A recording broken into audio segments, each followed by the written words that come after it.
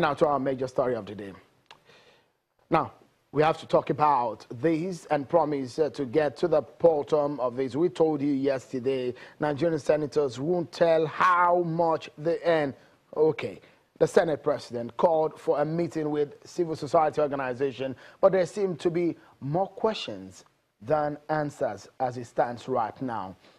Perhaps the group that petitioned or wrote to the Senate president, the Socio-Economic Rights and Accountability Project, SERAP, said its representatives met with the Senate President Bukola Saraki to discuss issues relating to details of annual salaries and allowances of lawmakers. According to the organization, I quote now, there is an apparent discrepancy in some areas between what Saraki said at that meeting and what the Senate is doing in practice to improve transparency of its operations and accountability of members. End of quote.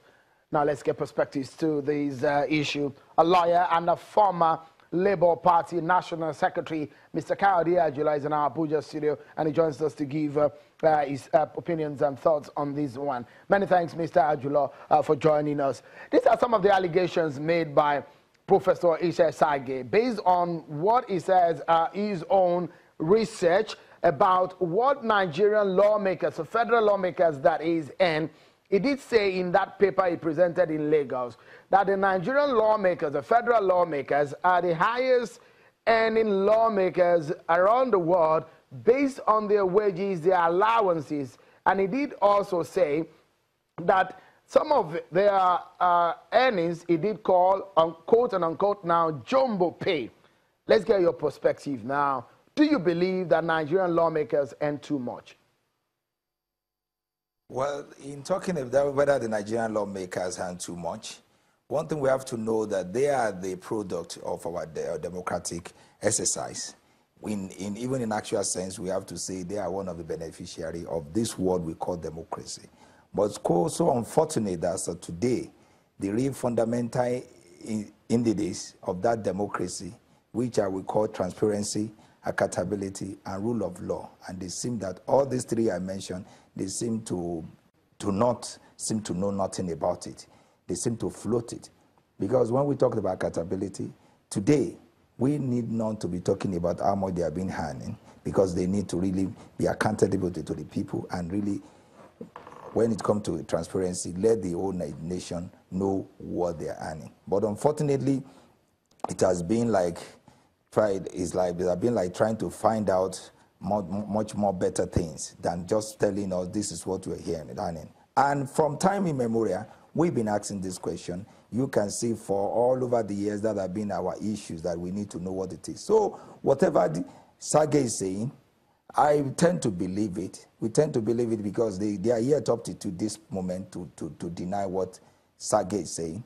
We have expected that they will have the opportunity to do that. What they've resorted to is to castigate the man, to abuse him, to use several words, adjectives to qualify the man. And these same words, they should have used it to tell us what exactly they are earning. It's quite unfortunate.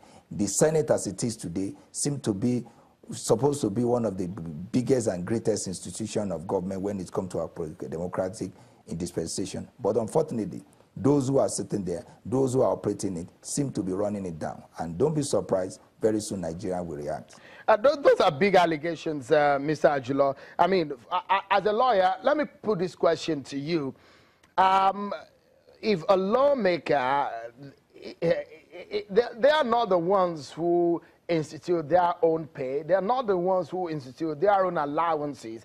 They are not the ones who put those pay into place. Can they be blamed for that? I want to believe one thing. When it comes to salary and monument of any public officer, public holders, elected officer, first, if they have a committee, that's a RAMFAC, that's Revenue and Mobilization Allocation Committee.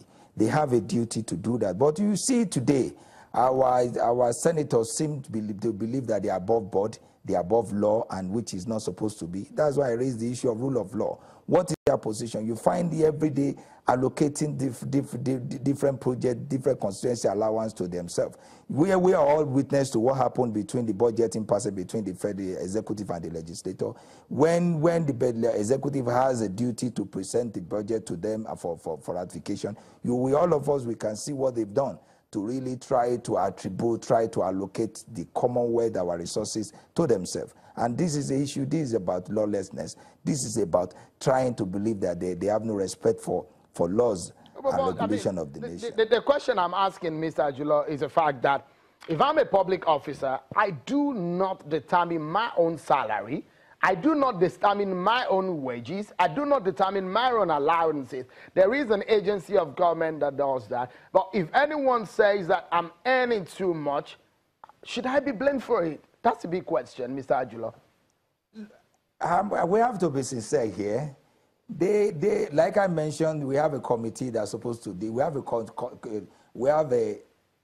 a body that's supposed to do this. But in reality, in practice, that is not what is happening. Even I must say this is a national television.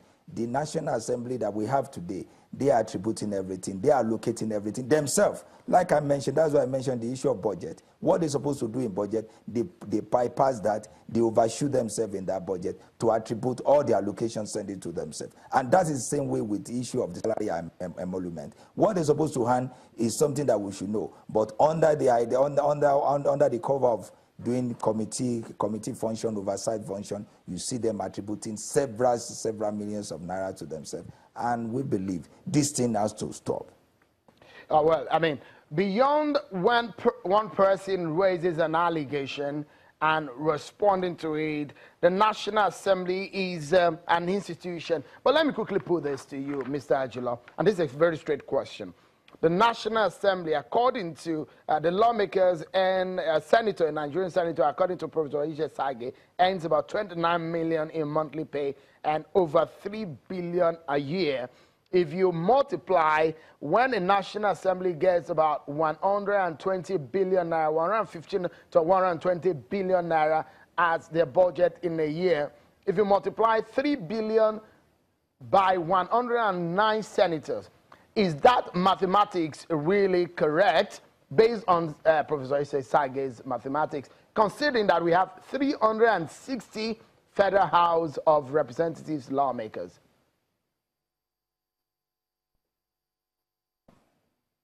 Well, one thing we have to know is this. Sage must have had his source of saying that. But again, one thing we just need to do, like you mentioned earlier, is just to pick what is allocated, that's in budget for the National Assembly, and to divide them. You'll find out that I believe that in fact, target will not be that far from being correct on that issue. But let me quickly put this to you. What exactly would you expect from the National Assembly? And I've asked you this question, if you think they are earning too much. Yes, one thing we have to know is this. In the National Assembly, they represent you and I. They are representative of the people. And I believe that even if we come to the emolument and handing, it must really reflect the issue in Nigeria, the reflection of the common thing in Nigeria. But you find out today, minimum wage in Nigeria is 18,000 naira. But in a situation that somebody will allocate over 28 million naira to himself, then the question is, are they really, can we say they are the real representative of the country? What is expected of them is to know, to have the feeling of what is going on in the country, to have to know that the economics is down, and to have the feeling that, look, we have to go along with it. But the disparity is too much, and I must say, I can call them my representative, particularly from what they are earning and what they have been doing. It is a total departure from what ordinary Nigerians expect from them. This is one of the concerns of Professor Ishe Sage specifically, and it's part of what they earn in allowances. For example, in one of the details that Professor Ishe Sage put forward, and is concerned that some of them earn recess allowances, accommodation allowance, utility allowances, domestic staff allowances, entertainment allowances, hardship allowances, furniture allowances, these constituency allowances. These are some of the issues he raised. Do you think a public officer, such as our lawmakers, deserve allowances anyways?